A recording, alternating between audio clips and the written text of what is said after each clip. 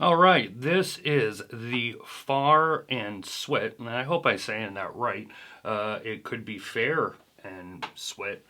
This is the Seaplane Day Trip Automatic. Now, I say day trip because there is a PVD version, and that is called the Midnight Landing. Now, it's going to be the same watch, of course. It is exactly the same watch, actually, except it is in PVD. Now, what you're looking at is an interesting watch. Obviously, it has an interesting dial. That is the first thing that you'll probably notice. The case shape is kind of familiar. Now, I'm not going to call it a Rolex case shape or anything else, but it does have that very familiar round style case shape, very familiar lugs. But it doesn't look to be a copy of, anything right out of the gate. It's not like nothing really, I guess, about this watch, I would say, is a copy of anything or an homage of anything like that. I do really like the nice large crown guards and the large crown. Specifications you'll see on the screen, of course, but a few of the things that I do want to point out is that this watch is completely brushed, which is, and when I say that I mean, completely satin stainless steel, all brushed stainless steel. There is not actually high polish anywhere on this watch.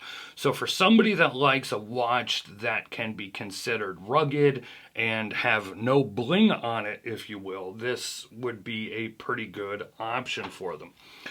So when we come back to this dial, you're going to notice that the dial has what is called a Starry Night and then ocean pattern dial. And you can see that there. And it kind of is not absolutely, half and half. You could see it goes, the ocean wave part does go above the 9 o'clock marker. It goes above half of the dial to kind of give that nighttime, the appearance of the nighttime sky there.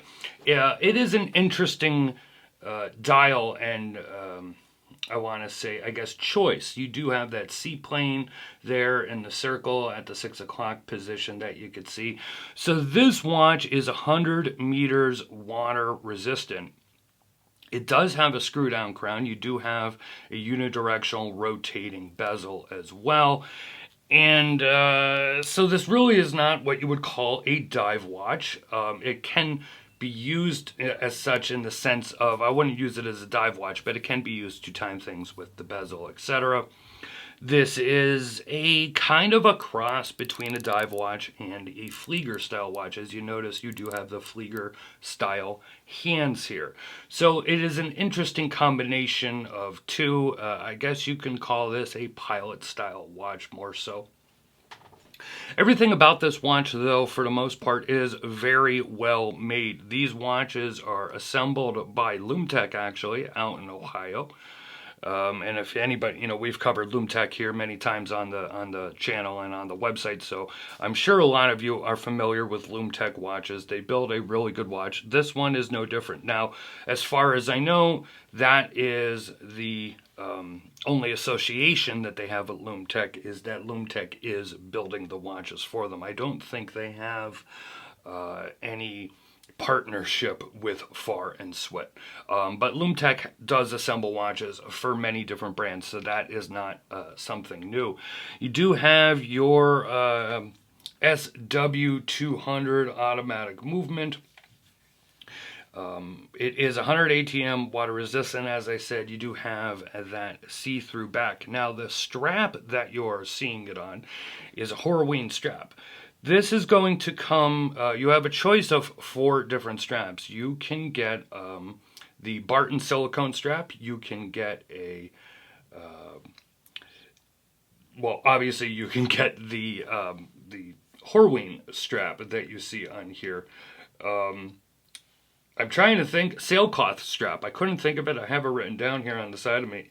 You can get the sailcloth strap. Now, this is the brown Horween. There is also going to be a gray Crazy Horse leather or a Horween black Dublin strap that you can get as well. Now, this Horween strap that you see on here is an upcharge of $50. And this strap is crazy nice as far as it is a beautiful leather. To the best of my knowledge, this is the Horween Chromexol leather. It is a pull-up leather, which means the more you wear it, the more you touch it, the more scratched it gets, the better it's going to look, and it's going to develop character.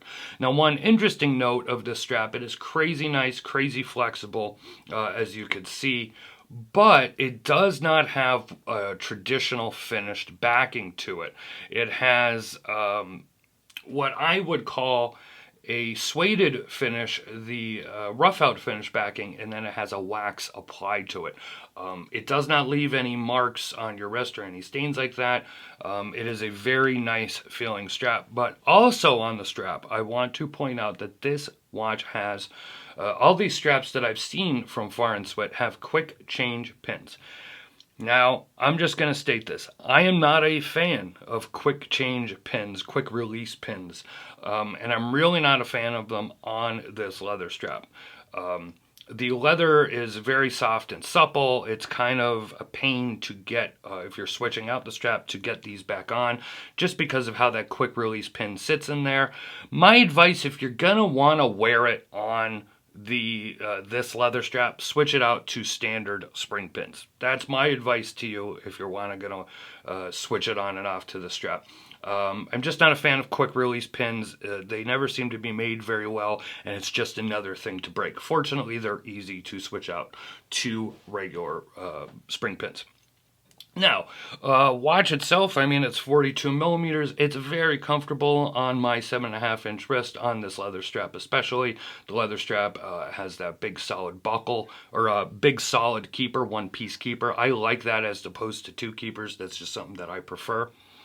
Loom on this is so-so. You'll see the loom is pretty good on the dial, on the bezel. Yeah, it really only lights up for a short amount of time and then kind of fades away. Overall, though, I think this is a pretty interesting watch. I think it's at a good price. It's a unique piece as far as, especially with that dial and everything like that. I like a lot about this watch, and if you want to see more, click the description below to take you over to watchreport.com. You could see my full review on this. Also started a new program on here, or episodes, if you will. It's called Watch Talk. I'm going to have the link to it right here. And you can go check that out and check out the first episode of Watch Talk. That one is about dream watches. So if you want to see more from Farr and Swit, click the link to the full review at watchreport.com. And you can also check out their website as well. Follow us on social media, Facebook, Twitter, and Instagram. Hope everyone is doing well at this time period that we're all dealing with. And I'll have some more videos soon. Thanks for watching. Talk to you on the next one.